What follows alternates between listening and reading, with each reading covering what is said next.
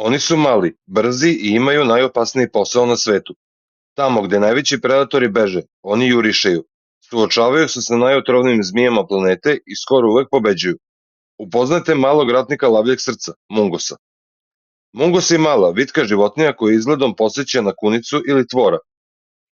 Imaju dugačko telo, kratke noge, šiljatu njušku i dugačak kitnjast rep. U zavisnosti od vrste, dugi su od 20 do 60 cm i teže svega 1 do 4 kg. Imaju specifične horizontalne zenice koje im pružaju širok pogled terena kako bi uočili opasnost iz vazduha ili sa zemlje. Većina vrsta mungosa živi u toplim predelima Afrike i Južne Azije. Najviše vole savane, otvorene šume i polupustinjska područja. Međutim, ljudi su ih naselili u druge delove sveta, uključujući Havaje i Karibe, pa čak i delove Balkana, poput Hrvatskih ostrva i Primorja, gde su doneseni da bi istrebili zmije otrovnici. Mungusi su pravi mesožderi i oportunisti. Jedu insekte, krabe, glodare, ptice i jaja. Ipak, njihova najpoznatija hrana su zmije. Ne samo da jedu obične zmije, već bez problema napadaju i jedu kobre i krupnije otrovnice, zahvaljujući svojoj neverovatnoj brzini. Postoje dve vrste mungosa, samotnjaci i oni koji žive u složenim kolonijama, poput merkata koji su takođe vrsta mungosa. Izuzetno su aktivni tokom dana, stalno njuškaju i kopaju u potrazi za hranom. Karakteriše ih hiperaktivnost i izuzetna budnost. Komuniciraju specifičnim zvucima od visokih kliktanja do reženja. Ženka mungosa donosi na svet od 2 do 4 mladunaca nakon otprilike 2 meseca trudnoće. Kod društvenih vrsta, cela kolonija brine o bebama, dok roditelji love, drugi članovi grupe čuvaju decu.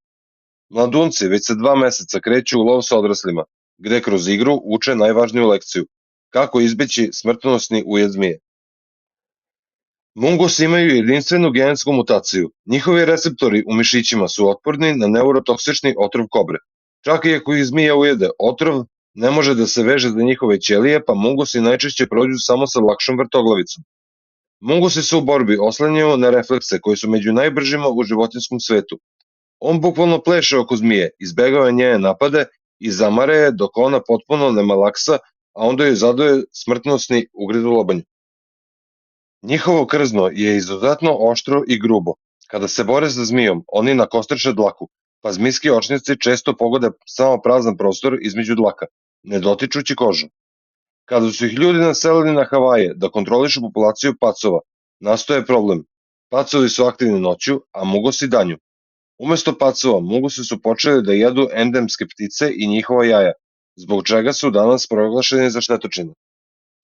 Neke vrste, poput močvarnog mungosa, odlični su plivači i mogu da rone držeći dah kako bi ulovili ribu ili rakove na dnu reka. Kada uoče pticu, neki mungosi izvode bizaran ples, skaču i valjaju se po zemlji. Ptica postane radoznala i priđe bliže da vidi šta se dešava, što je poslednja greška koju napravi. Iako sami kopaju podzemne hodnike, obožavaju da otmu napuštene termitnjake. Ti termitnjaci im služe kao savršene tvrde tvrđave koje ni jedan veći predator ne može da iskopa.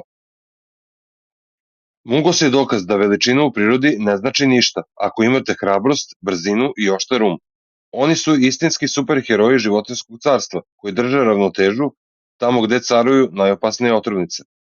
Hvala vam što ste gledali kanal Zooglobus. Ako vam se dopao ovaj mali ali opasni borac, ostavite like, zapratite kanal i pišite nam u komentarima koja životinja ima najluđe reflekse na svetu.